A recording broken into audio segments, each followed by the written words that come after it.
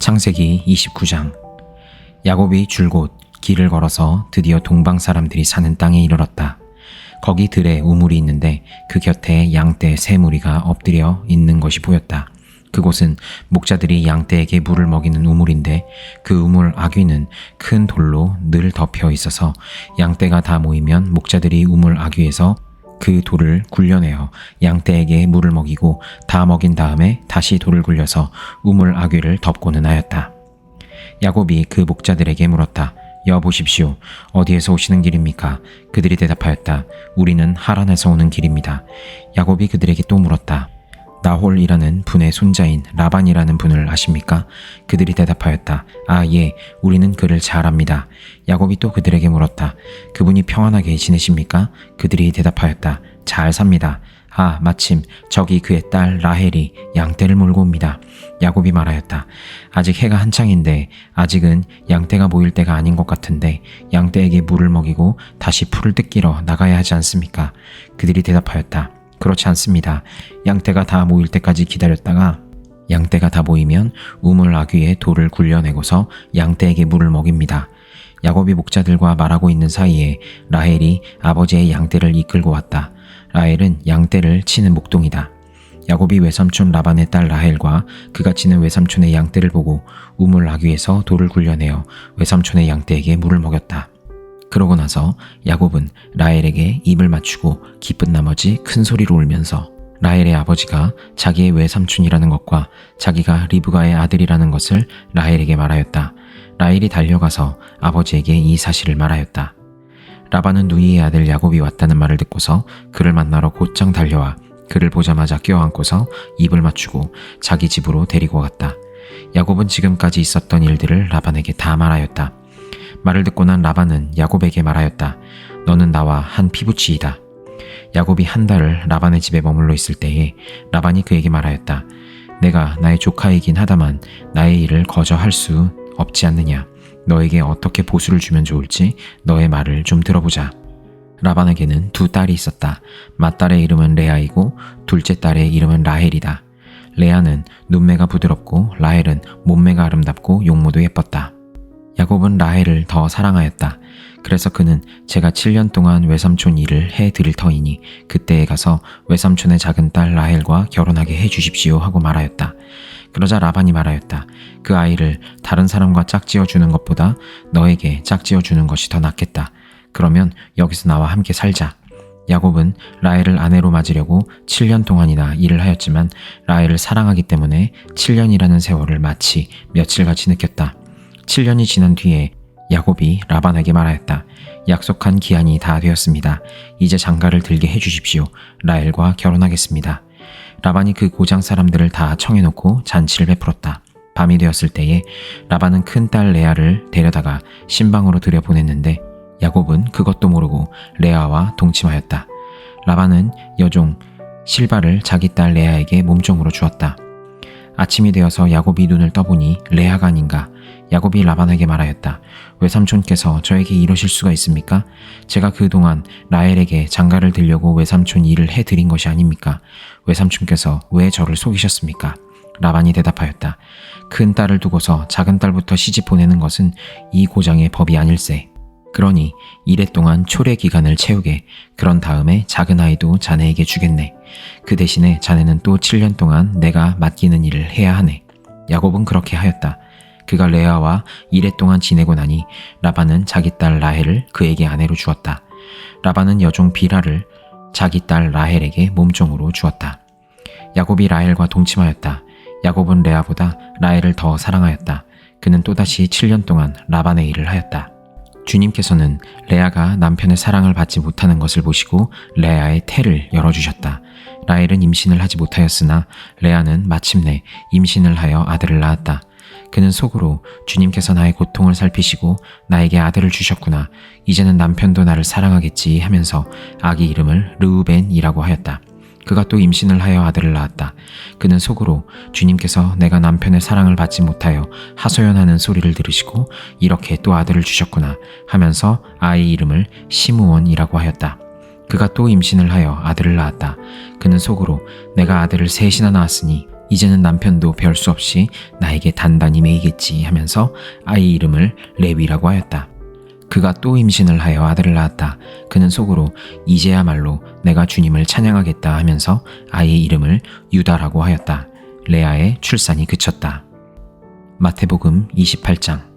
안식일이 지나고 이래의 첫날 동틀 무렵에 막달라 마리아와 다른 마리아가 무덤을 보러 갔다. 그런데 갑자기 큰 지진이 일어났다. 주님의 한 천사가 하늘에서 내려와 무덤에 다가와서 그 돌을 굴려내고 그 돌 위에 앉았다. 그 천사의 모습은 번개와 같았고 그의 옷은 눈과 같이 희었다. 지키던 사람들은 천사를 보고 두려워서 떨었고 죽은 사람처럼 되었다. 천사가 여자들에게 말하였다. 두려워하지 말아라. 나는 너희가 십자가에 달리신 예수를 찾는 줄 안다. 그는 여기에 계시지 않다. 그가 말씀하신 대로 그는 살아나셨다. 와서 그가 누워 계시던 곳을 보아라. 그리고 빨리 가서 제자들에게 전하기를 그는 죽은 사람들 가운데서 살아나셔서 그들보다 먼저 갈릴리로 가시니 그들은 거기서 그를 뵙게 될 것이라고 하여라. 이것이 내가 너희에게 하는 말이다. 여자들은 무서움과 큰 기쁨이 엇갈려서 급히 무덤을 떠나 이 소식을 그의 제자들에게 전하려고 달려갔다. 그런데 갑자기 예수께서 여자들과 마주쳐서 평안하냐 하고 말씀하셨다. 여자들은 다가가서 그의 발을 붙잡고 그에게 절을 하였다. 그때 예수께서 그 여자들에게 말씀하셨다. 무서워하지 말아라. 가서 나의 형제들에게 갈릴리로 가라고 전하여라. 그러면 거기에서 그들이 나를 만날 것이다. 여자들이 가는데 경비병 가운데 몇 사람이 성 안으로 들어가서 일어난 일을 모두 대제사장들에게 보고하였다. 대제사장들은 장로들과 함께 모여 의논한 끝에 병사들에게 은돈을 많이 집어주고 말하였다.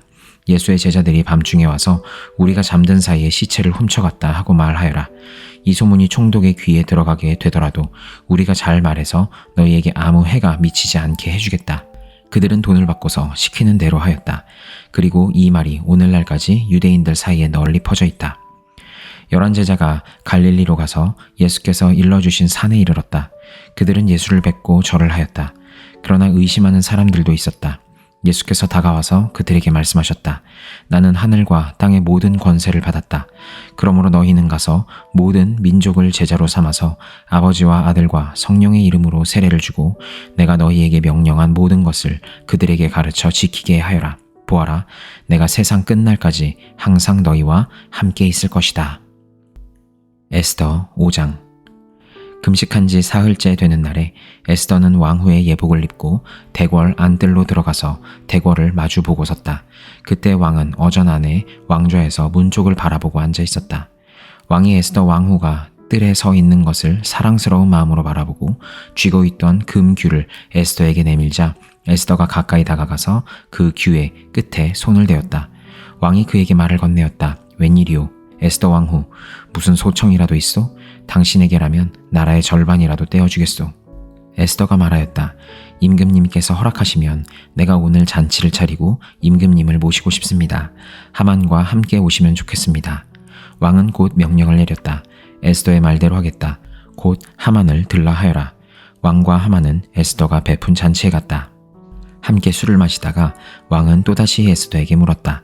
당신의 간청이 무엇이오? 내가 들어주겠소. 당신의 소청이면 나라의 절반이라도 떼어주겠소. 에스더가 대답하였다. 내가 드릴 간구와 소청은 별것이 아닙니다.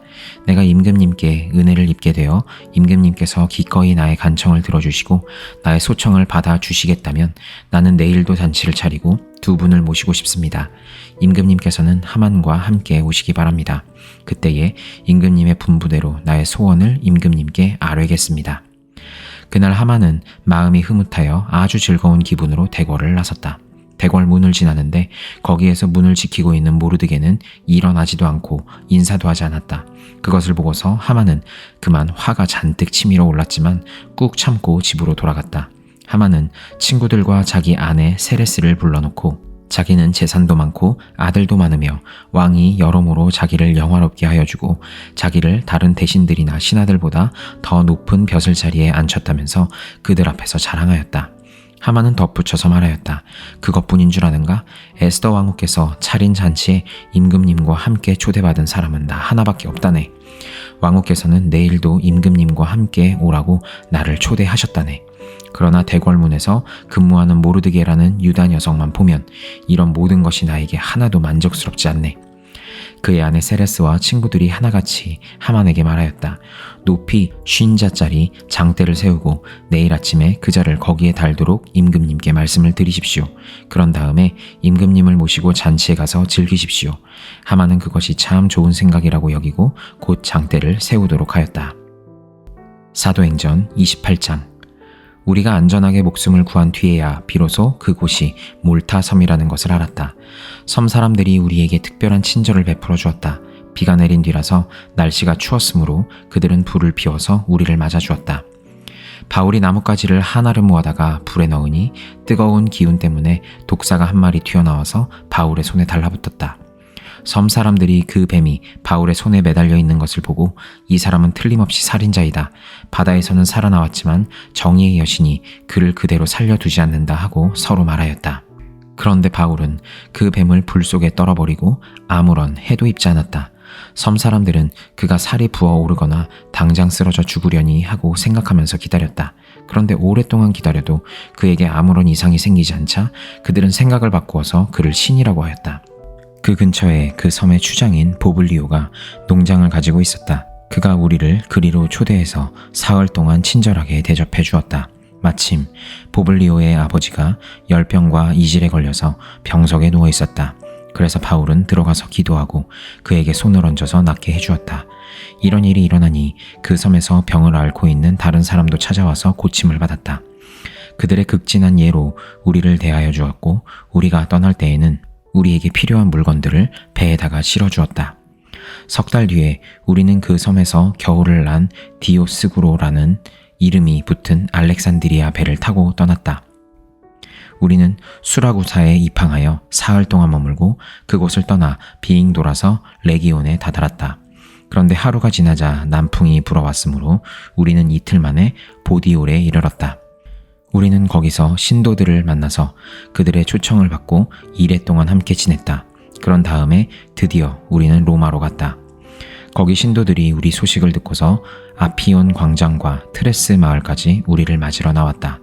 바울은 그들을 보고 하나님께 감사를 드리고 용기를 얻었다. 우리가 로마에 들어갔을 때에 바울은 그를 지키는 병사 한 사람과 함께 따로 지내도 된다는 허락을 받았다. 사흘 뒤에 바울은 그곳 유대인 지도자들을 불러 모았다. 그들이 모였을 때에 바울은 이렇게 말하였다. 동포 여러분, 나는 우리 결례와 조상들이 전하여 준 풍속을 거스르는 일을 한 적이 없습니다. 그런데도 나는 죄수가 되어서 예루살렘에서 로마 사람의 손에 넘겨졌습니다. 로마 사람은 나를 신문하여 보았으나 사형에 처할 만한 아무런 근거가 없으므로 나를 놓아주려고 하였습니다. 그러나 유대 사람이 반대하는 바람에 하는 수 없이 내가 황제에게 상소한 것입니다. 나는 절대로 내 민족을 고발하려는 것이 아니었습니다. 이런 까닭으로 나는 여러분을 뵙고 말씀드리려고 여러분을 오시라고 청한 것입니다. 내가 이렇게 쇠사슬에 매여 있는 것은 이스라엘의 소망 때문입니다. 그들이 바울에게 말하였다. 우리는 아직 유대로부터 당신에 관한 편지를 받은 일도 없고 동포들 가운데서 아무도 여기에 와서 당신에 대하여 나쁘게 말하거나 소문을 낸 일이 없습니다. 우리는 당신에게서 당신의 생각을 들어보고 싶습니다. 이 종파에 대하여 우리가 아는 것은 어디서나 이 종파를 반대하는 소리가 높다는 것입니다. 그들은 바울과 만날 날짜를 정하였다. 그날에 더 많은 사람이 바울의 숙소로 찾아왔다. 그는 아침부터 저녁까지 그들에게 하나님 나라를 엄숙히 증언하고 모세의 율법과 예언자의 말을 가지고 예수에 관하여 그들을 설득하면서 그의 속내를 터놓았다. 더러는 그의 말을 받아들였으나 더러는 믿지 않았다. 그들이 이렇게 견해가 서로 엇갈린 채로 흩어질 때에 바울은 이런 말을 한마디 하였다. 성령께서 예언자 이사야를 통하여 여러분의 조상에게 하신 말씀은 적절합니다. 곧 이런 말씀입니다. 이 백성에게 가서 말하여라. 너희가 듣기는 들어도 깨닫지 못하고 보기는 보아도 알지 못한다. 이 백성의 마음이 무디어지고 귀가 먹고 눈이 감기어 있다. 이는 그들로 하여금 눈으로 보지 못하게 하고 귀로 듣지 못하게 하고 마음으로 깨닫지 못하게 하고 돌아서지 못하게 하여 내가 그들을 고쳐주지 않으려는 것이다. 그러므로 여러분은 하나님의 이 구원의 소식이 이방 사람에게 전파되었음을 알아야 합니다.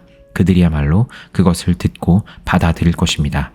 바울은 자기가 얻은 셋집에서 꼭 2해 동안 지내면서 자기를 찾아오는 모든 사람을 맞아들였다. 그는 아무런 방해도 받지 않고 아주 담대하게 하나님 나라를 전하고 주 예수 그리스도에 관한 일들을 가르쳤다.